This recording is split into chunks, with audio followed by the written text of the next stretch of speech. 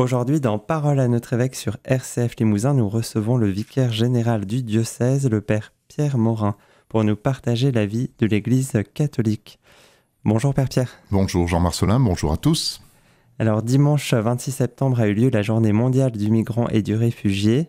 Comment cela s'est-il vécu dans le diocèse ? Voilà, alors c'est au cours du week-end du 25-26, l'équipe diocésaine composée d'abord de Marie-Françoise et Hervé Magne, qui sont un peu les chevilles ouvrières de cette journée et aussi de cette attention plus particulière dans notre diocèse aux migrants et aux réfugiés, nous ont invités dans toutes les paroisses à vivre, à avoir une intention, à faire témoigner quand c'est possible les acteurs de cette mission. Le thème de cette année était vers un nous toujours plus grand. Vers un nous toujours plus grand. Dans les acteurs, on peut, donc j'ai cité les Magnes, il y a aussi bien sûr des mouvements comme JRS Jeunes, Welcome.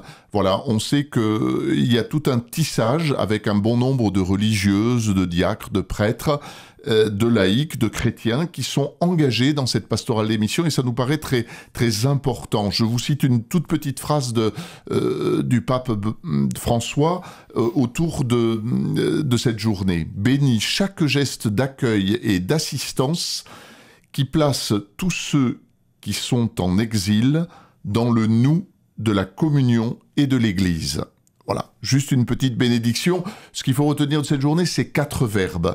C'est le verbe accueillir, protéger, promouvoir et intégrer. Accueillir, protéger, promouvoir, intégrer. Et je crois que voilà, notre diocèse progresse dans cet accueil des missions. Le pape nous invite toujours à être aux périphéries, notamment on le retrouve dans Fratelli Tutti. Voilà. Et continuons avec ce mot des périphéries, car dans quelques jours, le 1er octobre, commence le mois de la mission, avec notamment la fête de Sainte Thérèse de Lisieux qui, en 1927, est déclarée patronne de la mission. Tout d'abord, un événement du 1er au 3 octobre, c'est le Congrès Mission. Voilà, partagez-nous un peu cet événement, puis quelques diocésains vont y participer. Oui, alors le calendrier est chargé, mais on sait déjà, on l'a tous dans nos esprits, que le mois d'octobre est le mois de la mission, et que ces congrès missions qui étaient au départ à Paris, qui rassemblaient beaucoup de monde, se sont cette année un peu démultipliés, en lien sans doute avec la pandémie, et puis pour permettre aux gens plus localement de se mobiliser pour la mission. Ainsi, dans notre diocèse, quelques prêtres iront le vendredi, c'est plus la journée réservée aux prêtres, à La Rochelle, le 1er octobre, il y aura au moins une voiture, voilà. Le 2 et le 3, il y aura un certain nombre de diocésains aussi qui se partageront entre 3 lieux. C'est comme ça en raison des liens du passé. Donc il y aura Toulouse, Orléans et La Rochelle. Mais notre province étant La Rochelle, je pense que la majorité ira sur La Rochelle. Je dirais que la diversité aussi de ceux qui participeront et après pouvoir les rassembler, eh bien, donneront davantage d'outils à notre diocèse pour être et se mettre dans une dynamique de mission. Dans cette mission, revenons à l'échelle diocésaine avec les services diocésains. Quelle dynamique va-t-il se créer durant ce mois ? Alors, le service diocésain qui est, donc on a vu celui des migrants, mais celui qui est très proche des migrants, c'est celui de la pastorale missionnaire. Donc il y a la journée missionnaire mondiale qui aura lieu le 17 octobre, qui est une date importante. Et ce service comprend aussi le service du jumelage. Nos liens avec Waïgouya sont très forts. On a encore accueilli donc des prêtres récemment du diocèse frère, et il y aura une fête le 10 octobre, c'est un dimanche après-midi avec un repas au sanctuaire d'Arliquet.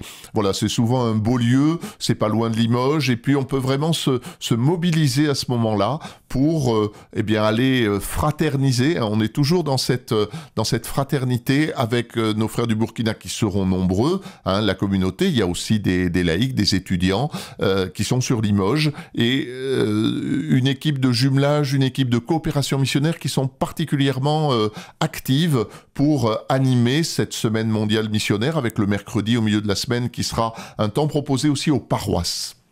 Et par rapport aux paroisses, vous nous parlez de Notre-Dame d'Arliquet, est-ce qu'il y aura aussi d'autres lieux de proposer dans le diocèse? Oui, alors comme je le disais, le mercredi entre le 17 et le 23 sera la journée choisie pour que chaque paroisse se ressaisisse non seulement de l'affiche du thème, mais aussi de cette prière pour la mission et ça, finalement soit interpellé pour se dire comment notre paroisse est missionnaire, comment est-ce que nous allons aux périphériques, comment est-ce que... Alors bien sûr dans la prière, mais aussi dans les actes, dans des projets. Voilà, c'est l'occasion de se motiver, de se mobiliser, même si, que ça soit la journée du migrant ou la journée mondiale missionnaire, il ne s'agit pas d'être une fois par an accueillant aux migrants et une fois par an missionnaire. Mais ces journées mondiales nous invitent davantage à cibler, à être vraiment ouverts sur le thème pour chaque jour développer ce thème, quoi. Fin octobre, il y aura aussi le mouvement Famissio qui va venir dans le diocèse pour une semaine missionnaire. Donc ils vont arriver le 26 octobre jusqu'au 6 novembre. Et puis il y aura une journée diocésaine, donc le 5 novembre, dans l'abbatiale de Chambon-sur-Voueize. Pouvez-vous nous dire quelques mots sur cette mission ? Oui, alors Famissio est un mouvement qui n'est pas très connu, un mouvement récent d'évangélisation par la famille, des plus petits jusqu'aux plus âgés. Et quel que soit notre âge, il nous rappelle que nous sommes tous et nous pouvons tous évangéliser. Donc la période dans laquelle ils viennent, et ils vont venir assez nombreux, j'ai compris plus d'une centaine, qui seront essentiellement répartis dans les paroisses de Creuse, mais ils veulent cet événement diocésain le 5 novembre, le vendredi 5 novembre, avec aussi beaucoup de joie, beaucoup de louanges. Il y aura de l'animation avec des groupes de Limoges, avec voilà.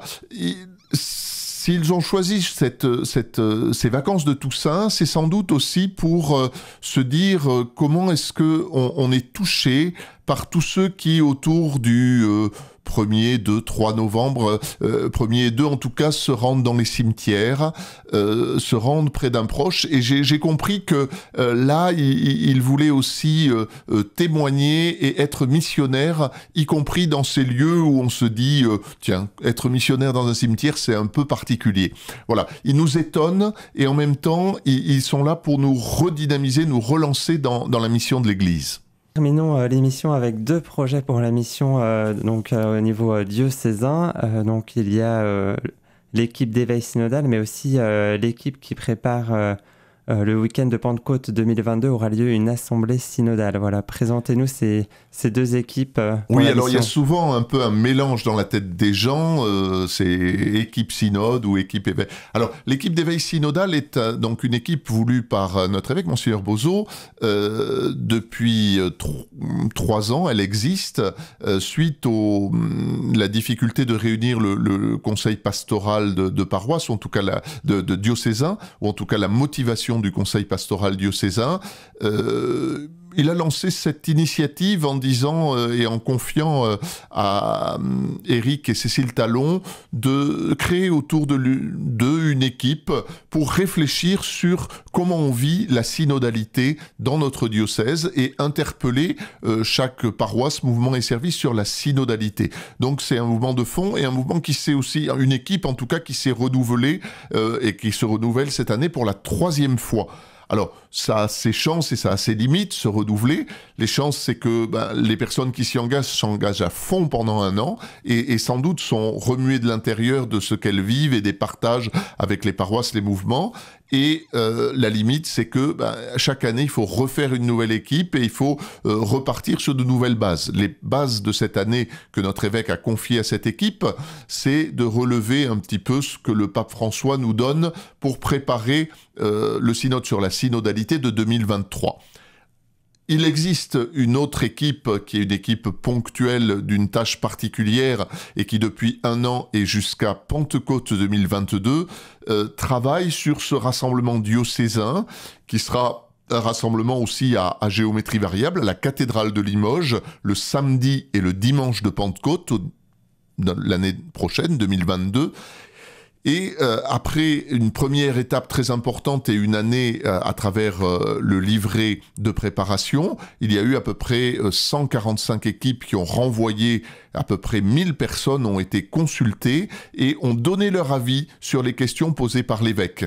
Donc tout ça est un travail qui est en train d'être analysé, qui va être restitué à nouveau et qui va permettre du coup d'avancer vers cette assemblée qui aussi donnera à notre évêque la possibilité de discerner ou de voir des priorités à décider l'avenir de l'Église dans notre diocèse, que ce soit au niveau paroissial, que ce soit au niveau diocésain, que ce soit au niveau mouvement, au niveau des services, et en tout cas une bonne dynamique là aussi, mais qui tient compte de la concertation. Hein. On ouvre grand nos oreilles la première année, on met en commun, on partage et on décide. C'est un peu ça. Donc, pour résumer, l'équipe d'éveil synodal va s'occuper du synode romain et l'équipe pour Pentecôte 2022, voilà, c'est plutôt un rassemblement donc, sur la synodalité qui aura lieu donc, le 4 et 5 juin. C'est ça. Pouvez-vous nous définir ce qu'est la synodalité ? Alors la synodalité, c'est marcher avec, marcher ensemble. Alors marcher pas n'importe où, marcher dans une même direction, hein, la direction du Seigneur, la direction du salut. Donc ça, c'est quelque chose de très important. Et là, donc, c'est une démarche en Église, c'est ça la synodalité.